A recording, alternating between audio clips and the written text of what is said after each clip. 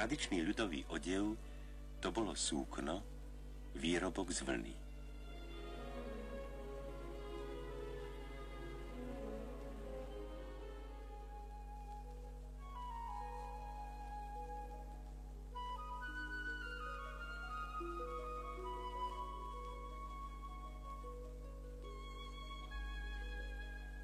Dvakrát do roka odovzdávali ovce svoje rúno a batohy vlny putovali z košiara do dediny na domáce spracovanie.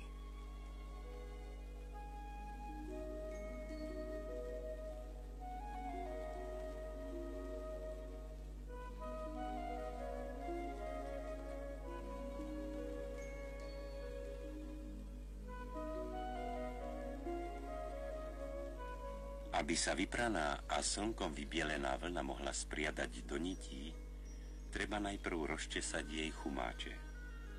Šľahanie motúzmi je prastarý spôsob. Novší je rozčesávanie pomocou železných zubov nástroja nazývaného grample.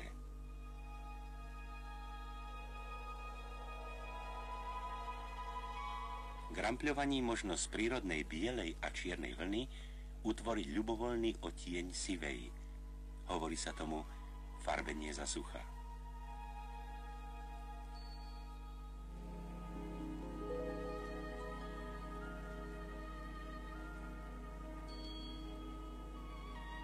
Až teraz možno hebkú kúdeľ vlny vrtivým pohybom vretena spriadať do nite.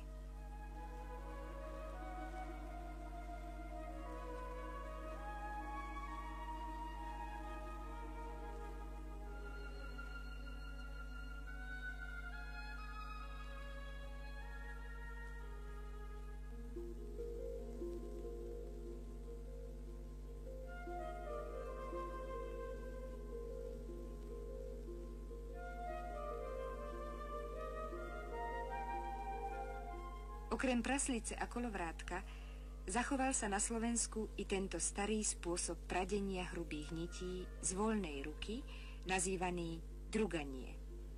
Používali ho predovšetkým výrobcovia papúč.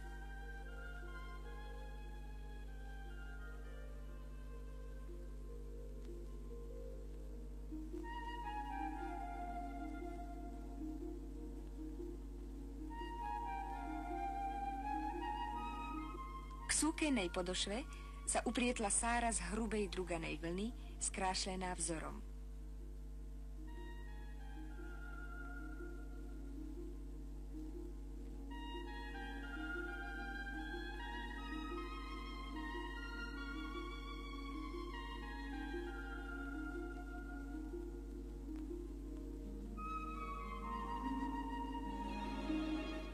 Konečnou úpravou výrobku bolo valchanie, ručné zmäkčovanie ostrého vlasu.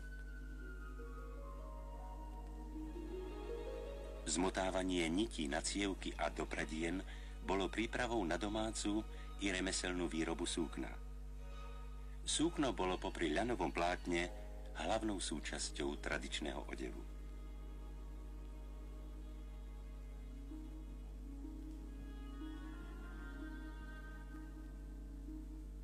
Niť za niťou sa ukladala do riadkov za sebou tak, ako sa hromadili dlhé hodiny jednotvárnej práce, strávenej za krosnami.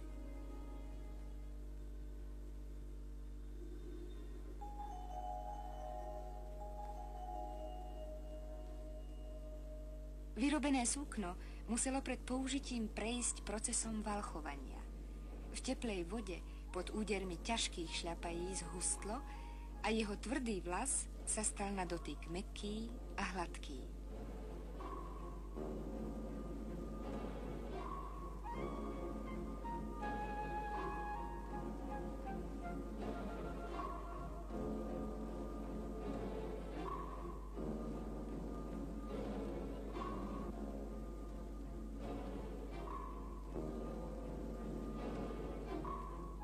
Súkno valchovaním strácalo až 1/3 svojej dĺžky, ale stávalo sa husté, priam nepremokavé.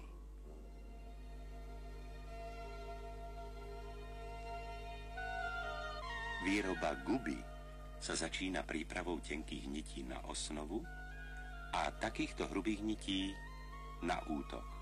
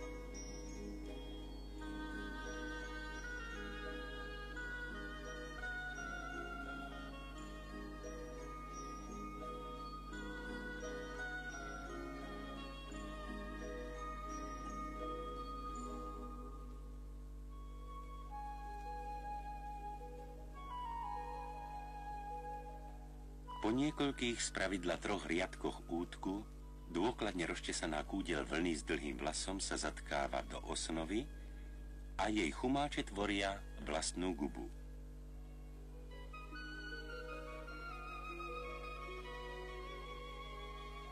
Guba bola kedysi odevom v daždivom a chladnom počasí. Chránila telo pred nečasom a po jej mastnom dlhom vlase ľahko stekala dažďová voda. Bola vlastne teplým, nepremokavým zvrchníkom. Dnes sú tradičné guby súčasťou bytových textilov. Hotová guba, ako každý výrobok z vlny, prejde procesom zmäkčovania v prúde tečúcej vody.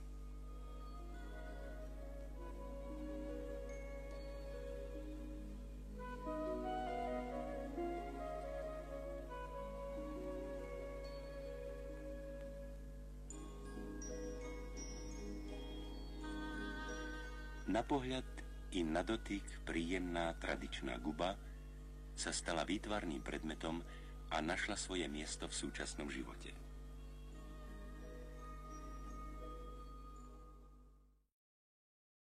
Prehistorická keramika, stará niekoľko tisíc rokov, prisúdila hrnčiarstvu titul najstaršieho remesla v dejinách ľudskej civilizácie.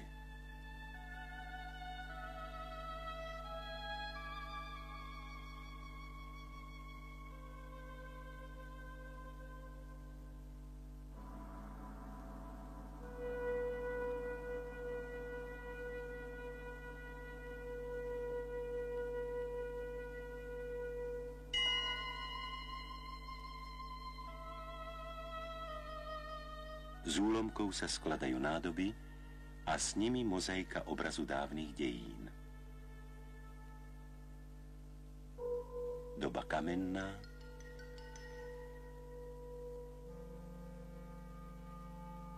bronzová,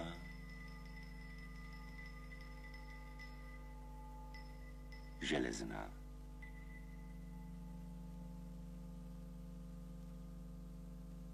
A od nich k nám priepasť tisícročí. Iba tieto krehké doklady zanechali po sebe národy, žijúce na našom území. Cez klembu vekov približujú nám svet vzdialených kultúr, jeho krásu, umenie.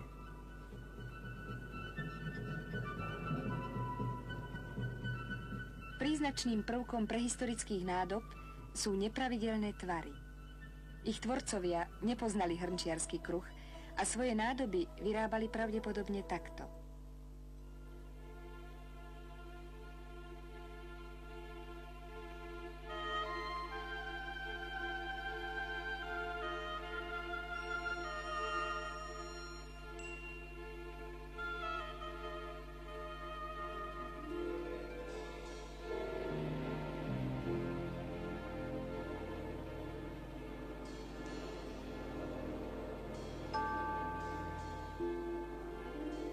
Podobné modelovanie sa používa dnes vo výtvarnom umení, aby sa dosiahol nepravidelný tvar dekoratívnej nádoby.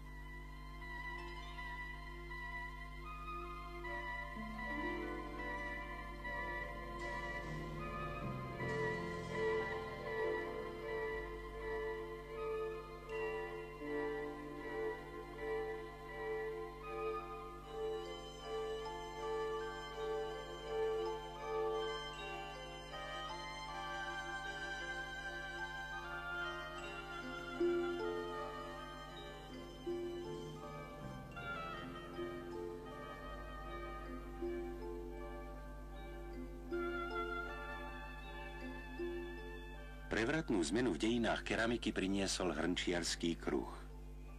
Naši slovanskí predkovia si ho osvojili asi v 10. storočí.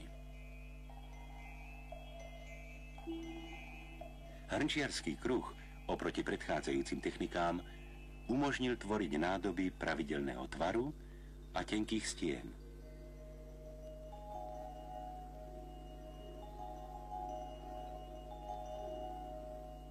Kým sa hlina dostane na hrnčiarsky kruh, prejde procesom technologickej prípravy.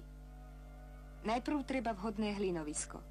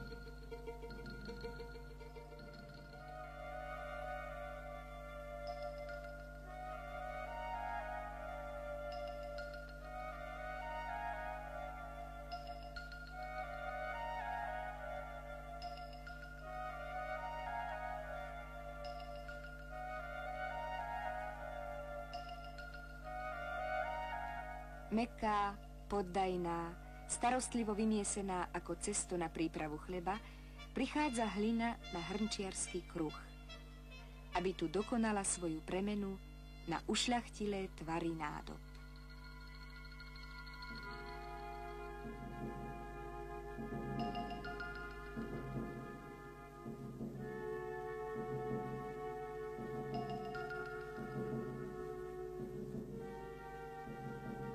Aj pôvodné hrnčiarske farbivá sa získavali zo zeme a pripravovali sa v hrnčiarských dielňach.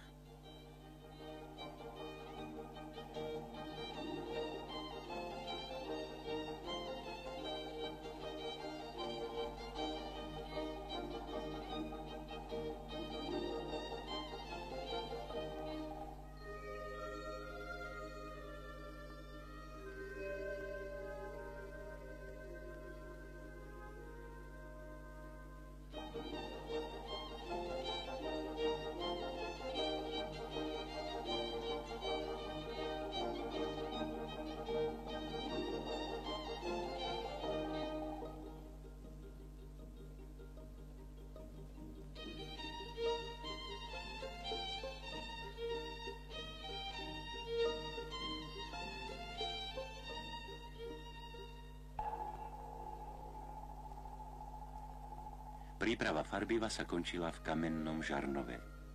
Mletím sa odstránili posledné hrudky, aby glazúra bola hladká a lesklá.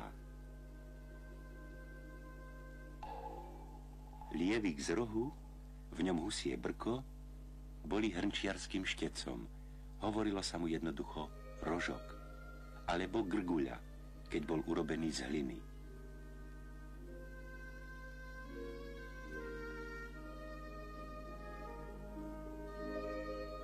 Každý kraj i každý majster mali svoje obľúbené ornamenty, ktoré sa obmieniali v nesčíselných variáciách.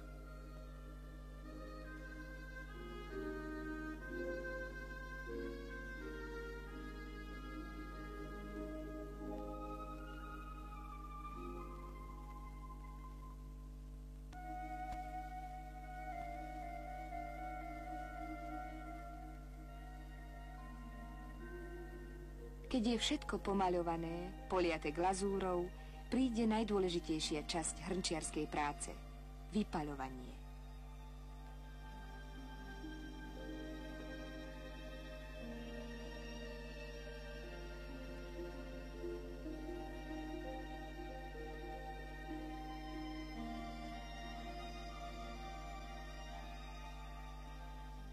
Stretnutie hliny so žiarom ohňa utvorilo hmotu, ktorá vedela vydržať i tisícročia.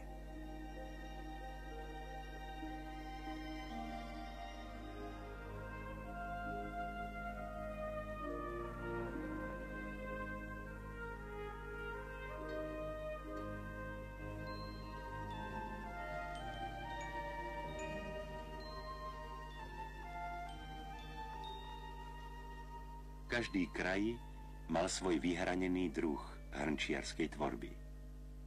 Najstaršou bola tzv. Zadimená keramika.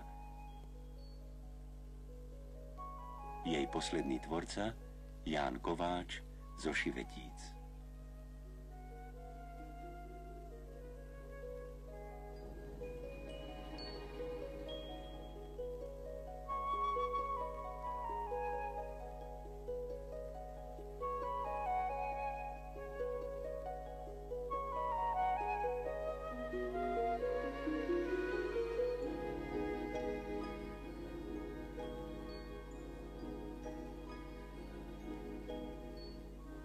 Zvláštny efekt povrchovej úpravy tejto veľmi starej technológie sa dosahoval vypaľovaním.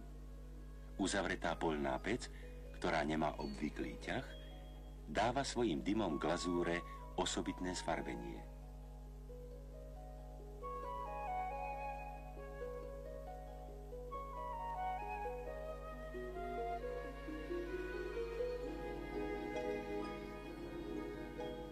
Zadimená keramika pripomína formou povrchovej úpravy prastaré hrnčiarske výrobky.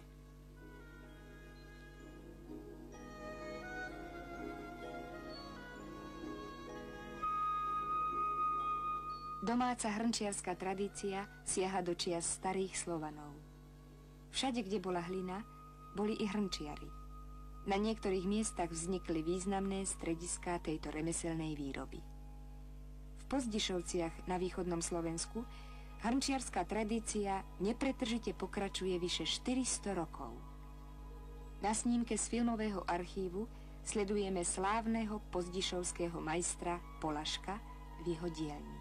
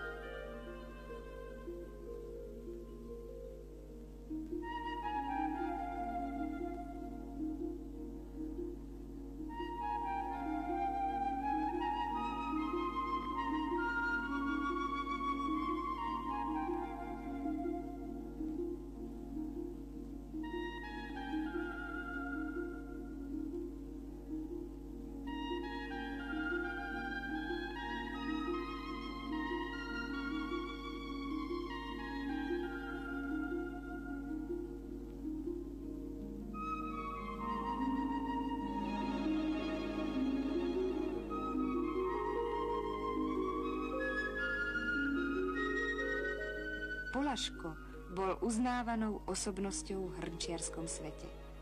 Celý život zostal verný tradičnému spôsobu výroby, ktorý sa dedil z generácie na generáciu. Jeho odchodom mnohé starodávne formy zanikli navždy.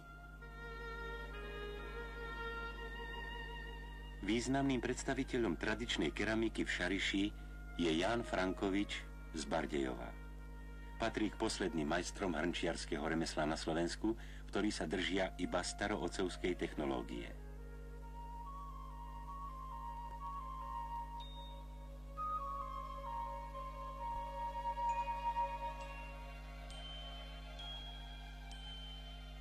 Svojský umelecký rukopis, tradičná technika, tu a tam obohatená o čosi nové, dávajú osobitné čaro jeho dielu, hoci paleta Frankovičových výrobkov presahuje obvyklú hrnčiarsku tvorbu.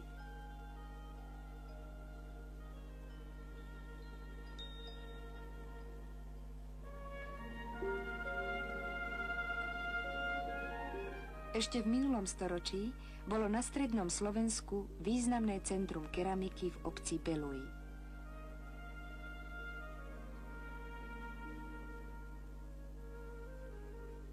Zemitosť tvarov a ornamentov tvorili veľmi svojráznu keramiku. Dnes ju obdivujeme iba vo vitrínach múzeí.